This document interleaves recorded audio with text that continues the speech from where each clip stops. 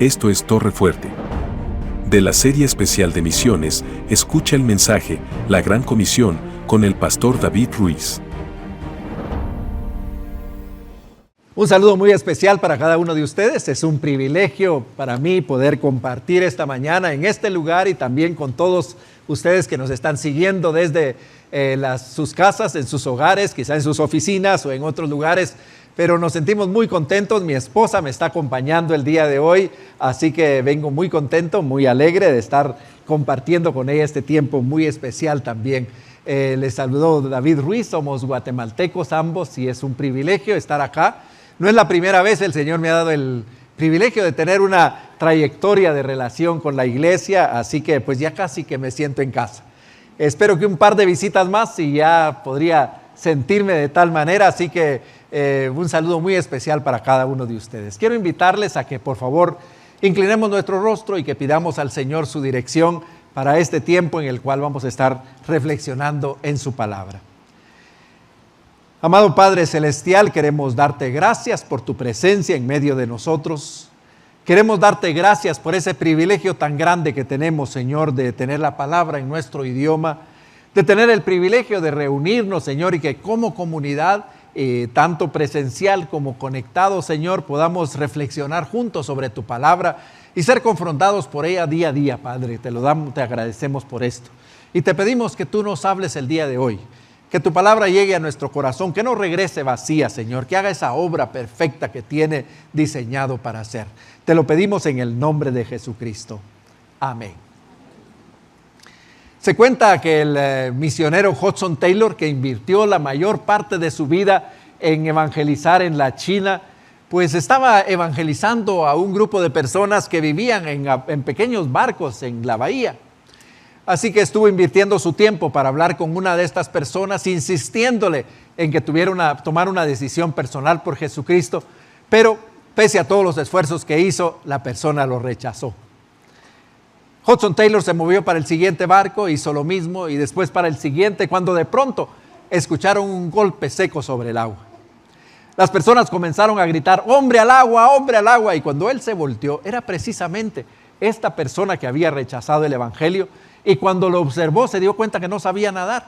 El hombre estaba intentando de todas las maneras posibles mantenerse a flote. Hudson Taylor vio que un pequeño barco pesquero iba pasando, así que comienza a gritar, por favor, tírenle una red a este hombre para que se salve, tírenle una red. Y los del barco le contestaron, ¿y cuánto nos vas a pagar? Y él decía, por favor, tírenle una red, se está ahogando, ¿que cuánto nos vas a pagar? Así que entre la desesperación, él decidió darles todo lo que tenía en el bolsillo, lo sacó y les dice, les voy a dar todo esto, pero por favor, tírenle una red. Los hombres se acercaron, tiraron la red, pero era demasiado tarde. El hombre había muerto. A veces nos preguntamos cuánto vale la vida de un hombre. O por ejemplo, ¿cuánto estaríamos dispuestos a pagar por la salvación de un hombre? También nos hacemos la pregunta, ¿cuánto vale el dinero al fin? Se cuenta que en Alemania, después de la Primera Guerra Mundial, Alemania entró en una de las peores inflaciones de las que hay registro en la historia. El dinero perdió completamente el valor al grado y al extremo que los camiones salían de las imprentas cargados de papel moneda e iban a descargar directamente en los hornos para quemarlo, porque en ese trayecto el dinero había perdido el valor. Los niños jugaban con fajos de billetes porque no valían nada. A las personas les era más económico avivar el fuego o tapizar sus casas con papel moneda que comprar el carbón o el papel para hacerlo. Era una situación desesperada. El dinero, pues, no valía absolutamente nada en ese momento. Así que esa es la pregunta que nosotros nos hacemos, porque ¿no es cierto que a veces nosotros le damos excesivo valor al dinero? Y a veces el dinero no vale nada. Cuando nosotros pensamos en eso, nos preguntamos, ¿quién es rico? ¿Quién es la persona que ostenta dinero? La Biblia nos habla acerca del dinero y el uso del dinero. Particularmente si vemos ahí en 1 de Timoteo, capítulo 6, capítulo 6, versículos 6 al 10, pues ahí leemos nosotros una enseñanza que nos ayuda y que nos ilustra en cuanto al uso del dinero.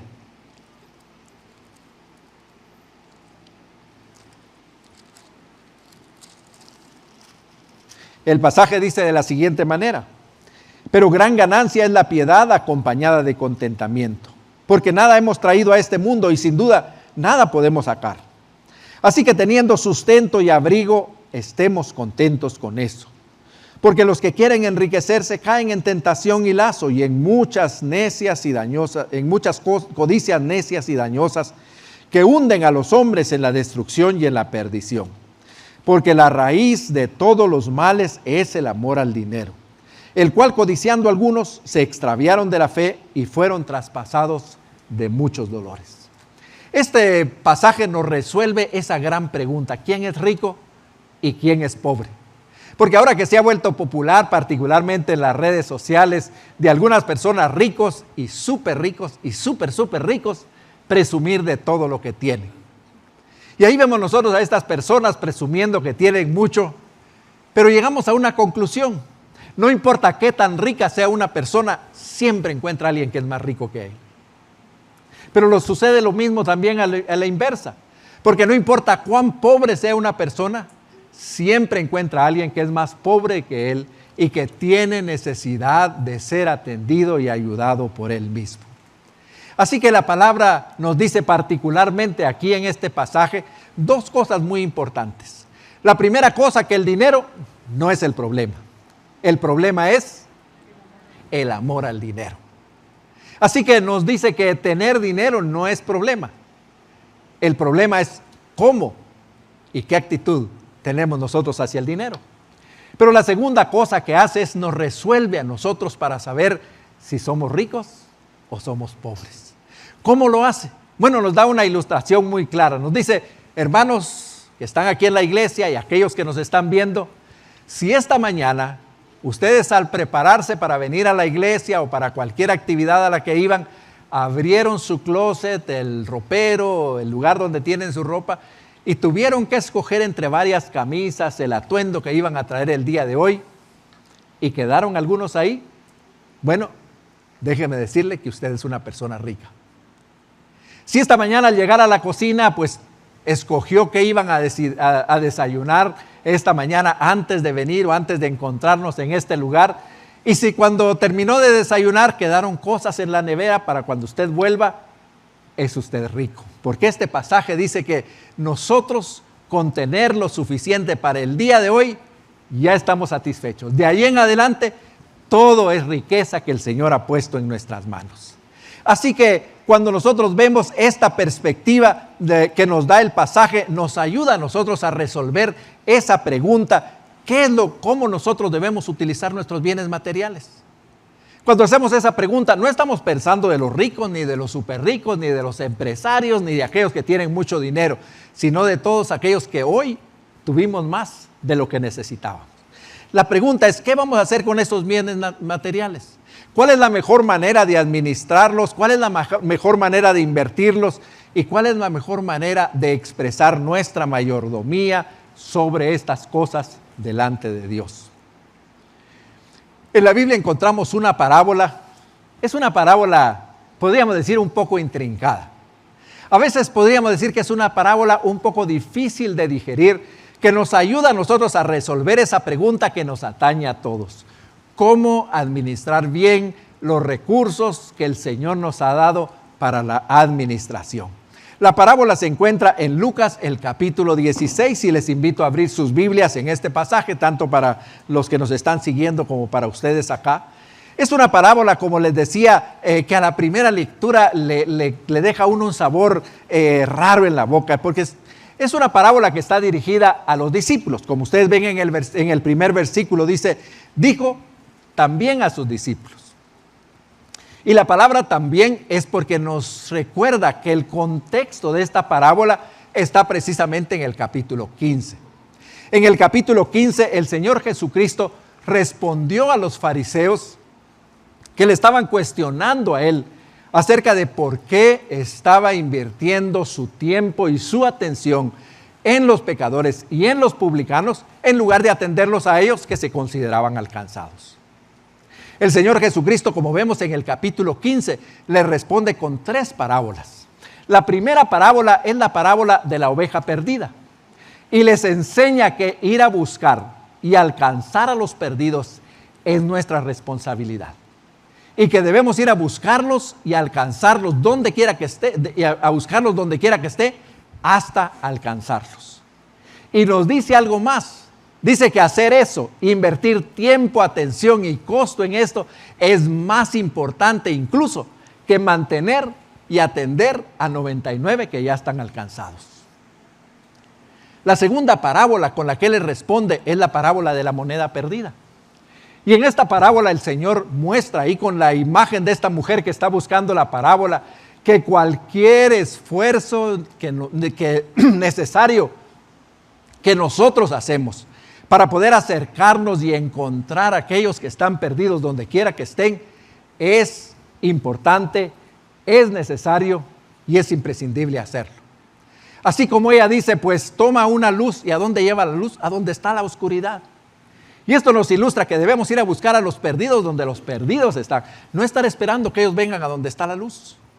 Esta mujer barre todos los obstáculos que hay para poder ver esa moneda. Eso mismo debemos de hacer. Cualquier obstáculo lingüístico, sea este geográfico, sea este étnico, de cualquier manera, incluso de nuestro prejuicio, debemos de removerlo para cumplir con esta tarea. Ir a buscar a los pecadores donde los pecadores están hasta alcanzarlo.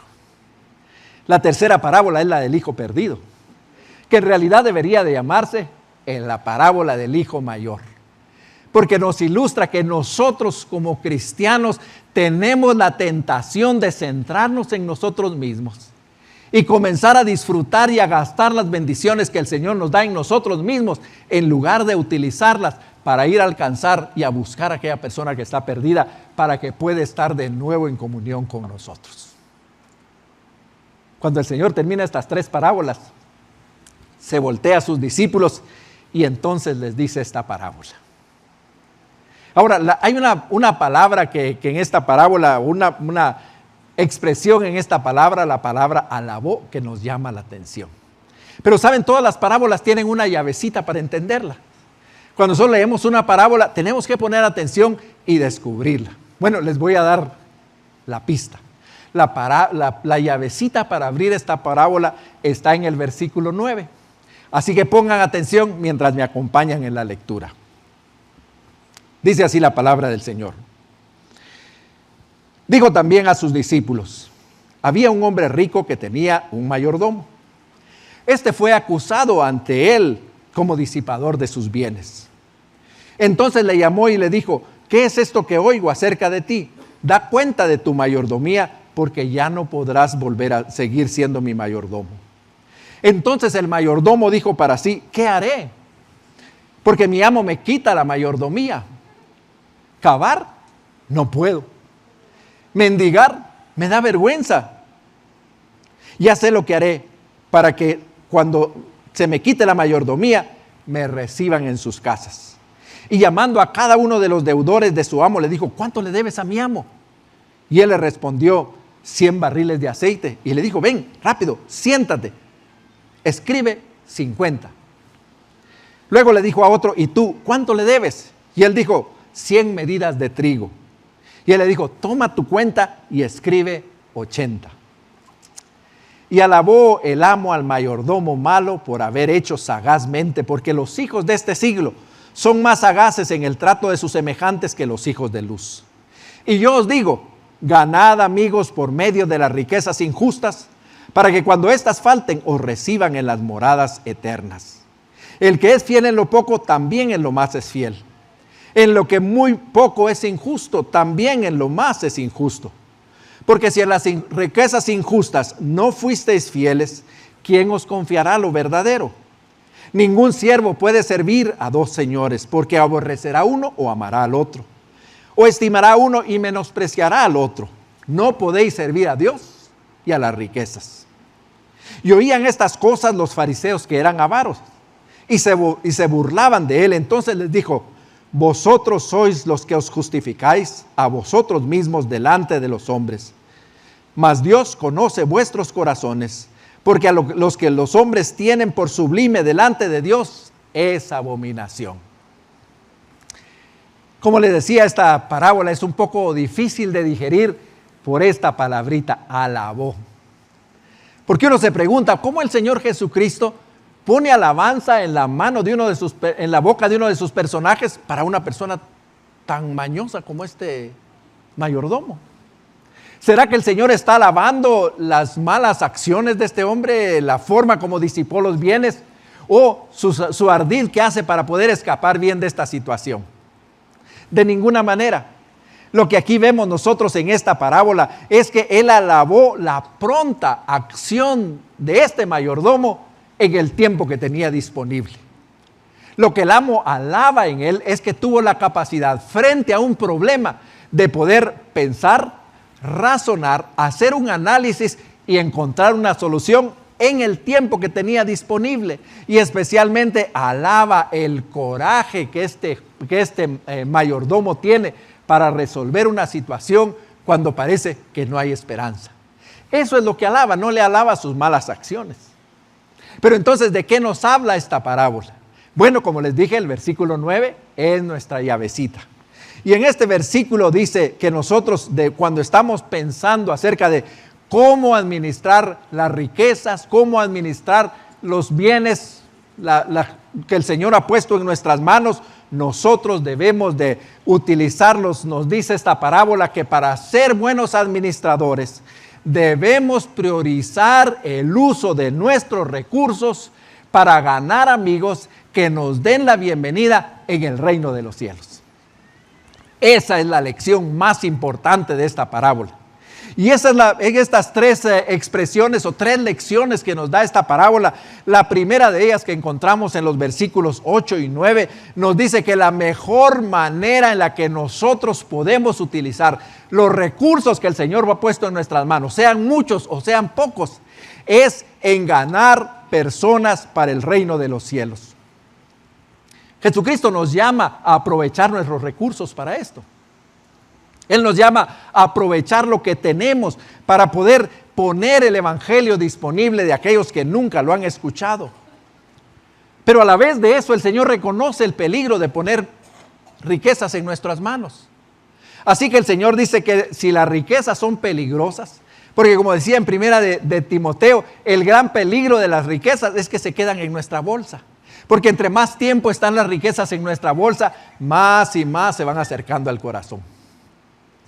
Alguien dijo que el nervio más sensible y más largo del cuerpo es el que va del corazón al bolsillo de nuestra cartera. Ese es el más sensible. Y eso es lo que el Señor advierte y nos dice, si tener recursos, si tener riquezas es un riesgo para ustedes, sean sabios y utilícenlas para ganar amigos que les dan las bienvenidas en el reino de los cielos. Esa es la manera en la que nosotros expresamos mejor nuestro uso de las riquezas. Aquí Jesucristo nos está enseñando y nos está animando a que nos cuidemos de almacenarlas. La palabra que el Señor utiliza para describir las riquezas allí en este pasaje es la palabra mamona. Era una palabra griega que era popular en aquel tiempo y lo que significa es una personificación de las riquezas que vienen y nos arrancan de la fidelidad al Señor y nos atraen para que nosotros las honremos y las felicitemos. Lo que el Señor nos está diciendo es, miren, no importa si son muchas o son pocas, las riquezas son un riesgo, así que líbrense de ese riesgo e inviértanlas bien, inviértanlas en ganar amigos que les den las bienvenidas. Entre más permanecen las riquezas en su bolsa, más se van a acercar al corazón y entre más lejos ustedes las utilicen para poner el evangelio disponible, más y variados amigos van a tener en el reino de los cielos. Debemos usarlas para ganar amigos. Es, por cierto, la razón por la que este mayordomo de injusticia utilizó su posición. Él vino y comprometió a estos siervos, a estos deudores de su amo, para que cuando él ya no estuviera trabajando, ellos sintieran la obligación de recibirlo. Así que cuanto más sabio sea el siervo del Señor, cuanto más sabios seamos cada uno de nosotros que estamos en este lugar, para cada uno de los que me están usando, cuando más siervos seamos nosotros, más esfuerzo haremos para utilizar nuestras riquezas de la mejor manera posible para poner el evangelio disponible de aquellas personas que no lo tienen, de tal manera que, como lo promete esta palabra, ellos nos darán la bienvenida en el reino de los cielos.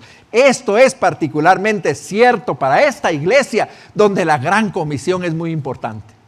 Esto es muy importante y es muy, podríamos decir, más fácil para ustedes, porque ustedes pueden acercarse a la iglesia a preguntar cómo podemos utilizar mejor nuestras riquezas, en qué forma nosotros podemos invertir más y mejor. Es cierto en esta iglesia, donde esta iglesia está invirtiendo ya en personas que están poniendo el evangelio disponible de aquellos que no lo tienen.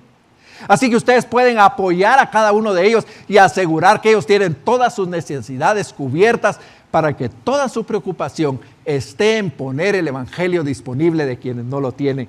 Ese es el mejor uso que nosotros podemos hacer de nuestras riquezas, y eso es precisamente la manifestación más clara de que somos buenos administradores de Dios. La segunda lección que nos enseña este pasaje la encontramos en los versículos 10 al 12. Y aquí nos muestra que las riquezas son un instrumento. El Señor nos las da como un instrumento para que nosotros podamos ejercitarnos por un lado, pero demostrar por el otro que somos buenos administradores del Señor. Si ustedes se dan cuenta, aquí en este pasaje el Señor está mostrando cuál es la buena manera de hacer las cosas.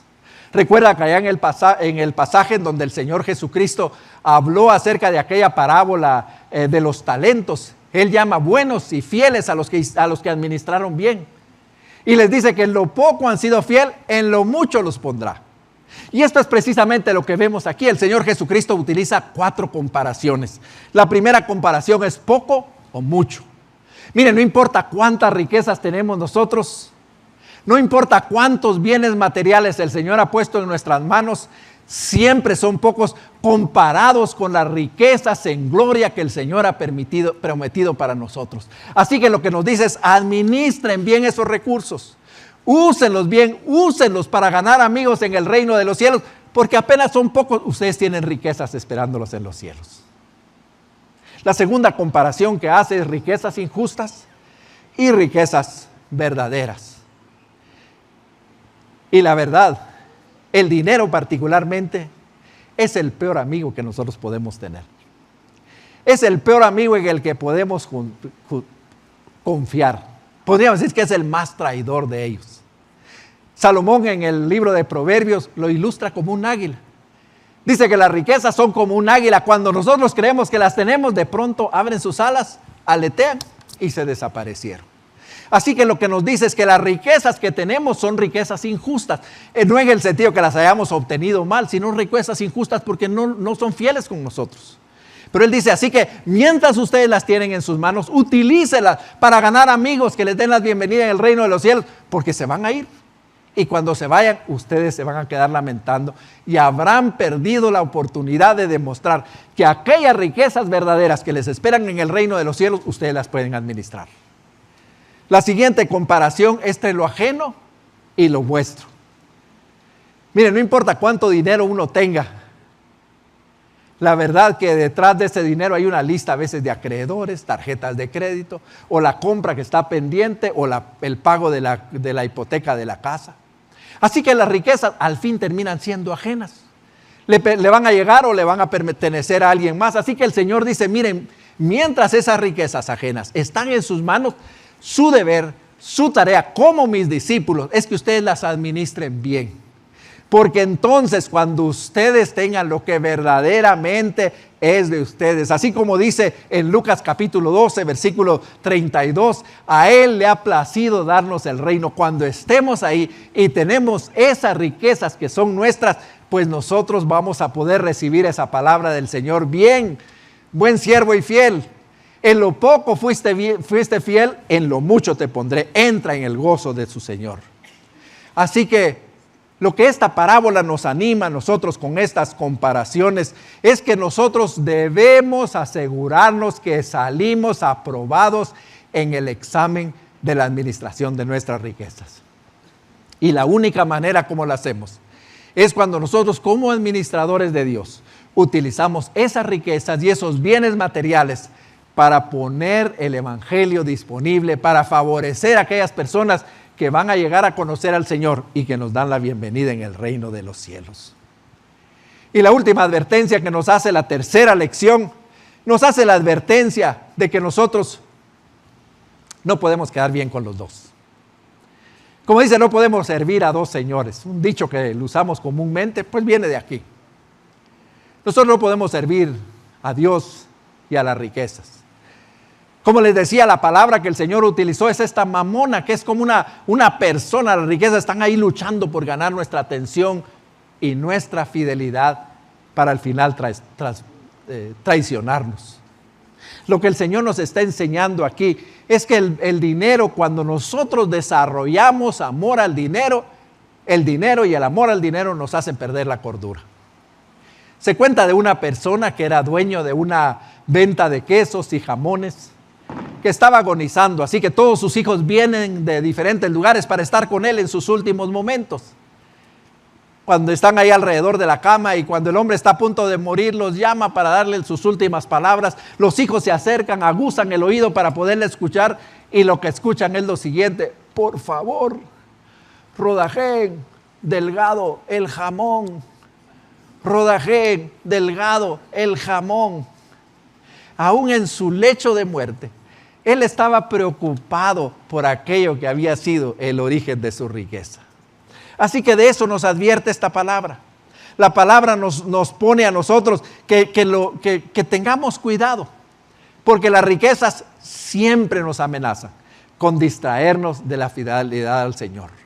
Los bienes materiales siempre están al acecho, siempre están a la amenaza de distraernos.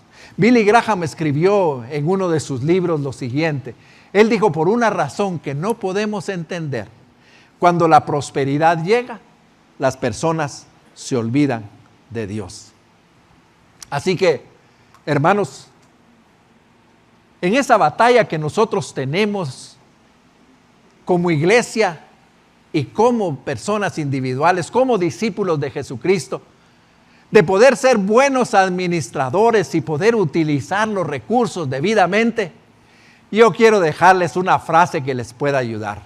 El presupuesto siempre dice la verdad. Nosotros podemos decir: Señor, heme aquí. Señor, yo te voy a ser fiel. Señor, te amo profundamente. Y el Señor nos va a decir: ¿qué dice tu presupuesto? Porque como dijo él mismo, donde está el dinero, ahí está nuestro corazón. En el momento, en esa lucha, cuando nosotros estamos trabajando en pensar cómo vamos a utilizar nuestros recursos, en esos momentos en los que la iglesia les apela a ustedes para poder invertir en poner el evangelio disponible en otros lugares, cuando misioneros de esta iglesia vienen y se paran al frente para pedir su apoyo para poder cumplir este llamado del Señor, en ese momento recuerden esta parábola. Esta parábola nos dice que el mejor uso de los recursos, tanto en forma personal como iglesia, es poner el evangelio disponible de aquellos que no lo tienen, para que nos den la bienvenida en el reino de los cielos cuando nos encontremos allá. Los verdaderos discípulos de Jesucristo usan las cosas materiales para futuros beneficios espirituales, y lo debemos hacer ahora que tenemos esos recursos en nuestras manos. Hace algunos años, como iglesia, tuvimos un proyecto de traducción de la Biblia. El proyecto, el Señor lo bendijo de una manera increíble. Ayudamos y organizamos este proyecto para que un grupo indígena de nuestro país tuviera la Biblia completa en su propio idioma. Desde el momento en que el proyecto comenzó hasta que terminó, pasaron solamente 8 años. Así que fue una bendición del Señor. Y recuerdo esa tarde, en un domingo, en que estábamos presentando que habíamos terminado el proyecto de traducción de la Biblia. Presentamos ahí un papel, ahí una representación de la Biblia de que se había terminado. Al terminar el servicio, un miembro de nuestra iglesia se acercó conmigo y me dijo: mira, ¿qué planes hay para imprimir la Biblia? Yo le dije, pues la verdad no tenemos planes. Y él abre sus ojos y me dice, ¿cómo que no tienen planes para imprimir la Biblia? No, le digo yo, es que el proyecto era de traducción de la Biblia. Y me dice, pero ¿cómo se te ocurre traducir la Biblia y no imprimirla? ¿Cómo ustedes no pensaron en eso? Pues yo le dije, mira, te pido perdón, la verdad que no lo pensamos. Pues pensamos que los hermanos indígenas las iban a imprimir. ¿Cómo se te ocurre? Me dice, ¿y con qué recursos? Yo le digo, pues mira, tienes razón, la verdad te pido perdón y vamos a ver qué hacemos. Y él me dice, pues mira, yo te abordé porque como iglesia vendimos un terreno y decidimos dar una parte para la impresión de las Biblias. Yo le digo, pues muchas gracias, hermano, yo te prometo que me pongo a trabajar en eso inmediatamente. Y entonces agarró un papel y me apuntó y me dijo, esto es lo que hemos prometido al Señor. Me dio el papel, me lo puse en la bolsa, comencé a coordinar con los hermanos en el área indígena para saber cuántas Biblias querían. Y oh sorpresa, ellos ya habían hecho la lista por nombre de las personas que querían una Biblia, así que llegamos a un número de 4,000 Biblias. Yo fui a las sociedades bíblicas al día siguiente, hablé con el director, él comenzó a trabajar durante todo el día, estuvimos ahí hasta que tuvo una cotización y me dijo, mira hermano, imprimir 4,000 Biblias en papel cebolla con imitación de cuero y entregarlas aquí en Guatemala cuesta $20,300. Yo saqué el papel y el papel decía $20,350. Hermanos, nosotros no sabemos por qué o por quién el Señor ha puesto riquezas materiales, dinero en sus manos. Pero lo que el Señor nos invita en esta parábola es a poner atención y a preguntarle, Señor, tú que me has dado esto, ¿cómo lo puedo utilizar mejor para ganar amigos que me den la bienvenida en el reino de los cielos? Y el Señor entonces va a responder esa pregunta. Es interesante esta parábola cómo termina, porque termina diciendo que los fariseos comenzaron a matarse de la risa y decían, pero ¿cómo se le ocurre? Miren a este maestro pobre, hablándole a los discípulos más pobres que él, cómo usar sus riquezas, porque ellos no entendían que las riquezas que el Señor pone en nuestras manos, cuando nosotros como discípulos de Jesucristo las usamos debidamente para poner el evangelio disponible de aquellos que no los tienen, Él está de nuestro lado. Y Él las multiplica y asegura que eso se pueda cumplir. Así que hermanos, yo quiero animarlos a que ustedes en esta mañana se comprometan a hacer eso, a utilizar los recursos para poner el evangelio disponible de quienes no lo tienen. En mi libro, La transformación de la iglesia, lamentablemente se terminaron las copias que había traído. Escribí que hay un derecho humano que nosotros podemos sostener bíblicamente. Y este derecho es que toda persona, en todo lugar, tiene el derecho otorgado por Dios de escuchar por lo menos una vez en su vida una presentación clara del Evangelio de Jesucristo en su propio idioma y en una forma culturalmente sensible que le permita tomar una decisión al respecto. Yo les invito para que nos unamos para hacer esto posible, particularmente en aquellos lugares donde la presencia del Evangelio no se encuentra. Nosotros somos ricos porque tenemos la palabra en nuestro propio idioma y somos ricos porque hemos escuchado una presentación del Evangelio muchas veces. Ahora utilicemos todas esas riquezas y las riquezas materiales para que cuando lleguemos al cielo de pronto alguien de tez morena se acerque conmigo, me tome la mano con sus dos manos y me diga, hermano, muchas gracias. Y yo le digo, pero ¿y por qué? ¿De qué me conoces? Hermano, gracias, porque gracias a tus ofrendas, pues tal misionero pudo llegar a mi aldea y ahí pude conocer el Evangelio de Jesucristo. Y detrás de él una mujer completamente cubierta con una burka se acerca y me dice, hermano, muchas gracias. Y yo le digo, pero ¿cómo? Pues hermano, gracias. Mira, gracias porque a través de la iglesia Torre Fuerte ustedes enviaron un misionero al centro de media en Málaga y los materiales que él produjo, llegó uno a mis manos y yo pude conocer al Señor. Y cuando me doy cuenta, hay una larga fila de personas esperando para darme la bienvenida.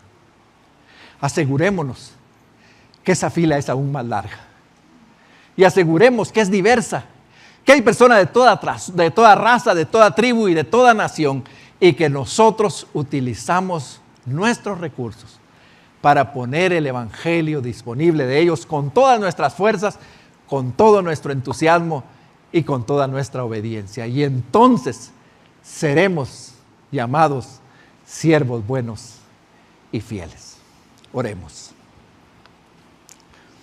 Amado Padre Celestial, queremos darte gracias en esta mañana por el privilegio que nos das de ser tus hijos. Gracias, Señor, por estar en este lugar, por haber tenido una oportunidad y a una persona que compartió con nosotros el evangelio de Jesucristo. Gracias, Señor, porque tenemos ahora vida eterna y la presencia de tu Espíritu en medio de nosotros. Gracias, Señor, porque tenemos la Biblia en nuestro propio idioma y hoy la hemos abierto y tu Espíritu que mora en nosotros la ha explicado con claridad. Señor, te damos gracias porque vivimos en medio de libertad, pero ahora, Señor, te queremos pedir que tú nos ayudes a ser obedientes a esta palabra. Señor, te damos gracias por las riquezas que nos has dado. Gracias porque hoy pudimos vestirnos, porque hoy pudimos comer bien y venir a este lugar. Padre, te pedimos de todo corazón que tú nos ayudes a darnos cuenta, Señor, que tú has puesto en nuestras manos recursos, muchos o pocos, con este propósito. Ayúdanos a ser sabios, ayúdanos a no descuidarnos, Señor, porque sabemos la amenaza de las riquezas, pero por favor, ayúdanos a que como verdaderos discípulos tuyos podamos utilizar nuestras riquezas para futuros beneficios, que las podamos invertir en que esa lista, Señor, de personas que nos van a dar la bienvenida en el reino de los cielos, sea de toda lengua, de toda tribu y de toda nación, Padre, y que nosotros podamos celebrar juntos el haber sido siervos y mayordomos fieles. Te lo pedimos en el nombre de Jesucristo. Amén. Amén. Que el Señor les bendiga, mis amados hermanos, y que el Señor nos halle fieles, siendo administradores de todo lo que nos ha dado. Amén. Gracias por escuchar este mensaje de la Palabra de Dios. Para más información acerca de Torre, llámanos al 22 22 25 30 46 o escríbenos al correo info@torrefuerteid.org. Visita nuestra página web www.torrefuerteid.org. Te invitamos a seguirnos en nuestras redes, Facebook, ID Torrefuerte, Instagram, Twitter y Telegram. Torrefuerte ID. Dios te bendiga.